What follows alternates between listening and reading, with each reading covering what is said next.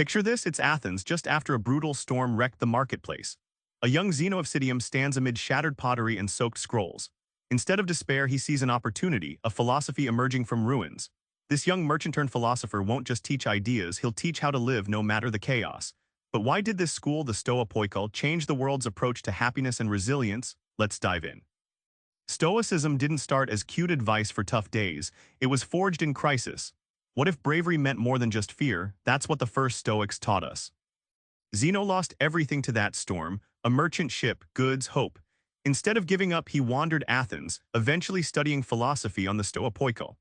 Zeno's courage wasn't physical battle but the audacity to rebuild his life's meaning after total loss. Think of Stoic courage like a cliff facing relentless waves. The rocks don't rage against the sea, they endure it, unchanging in the storm's chaos. This is the core principle. Courage isn't ignoring fear, it's steady strength in uncontrollable times. Applying this changes everything. You're not waiting for calm weather, instead your character becomes the armor.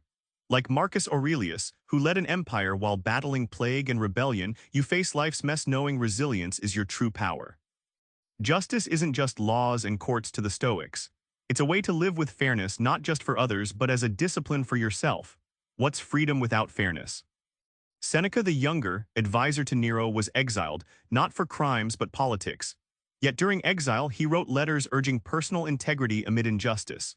He believed that true justice starts with self-discipline before judging others. Imagine justice as a carefully tended garden. It requires constant pruning, watering, and care. If you neglect it, weeds take over. For the Stoics, justice is the daily effort to treat others fairly and act ethically, even when no one's watching. Here's the kicker, living justly transforms your inner world. Instead of bitterness or entitlement, you cultivate peace and respect.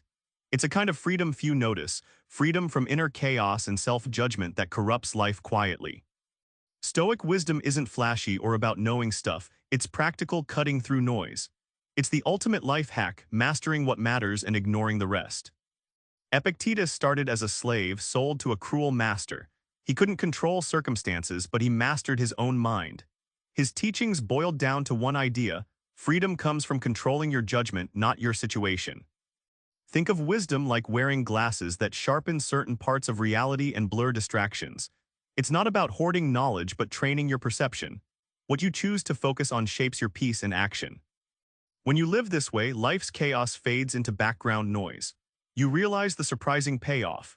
Wisdom delivers a calm mind in storms and a steady hand even when everything's spinning out.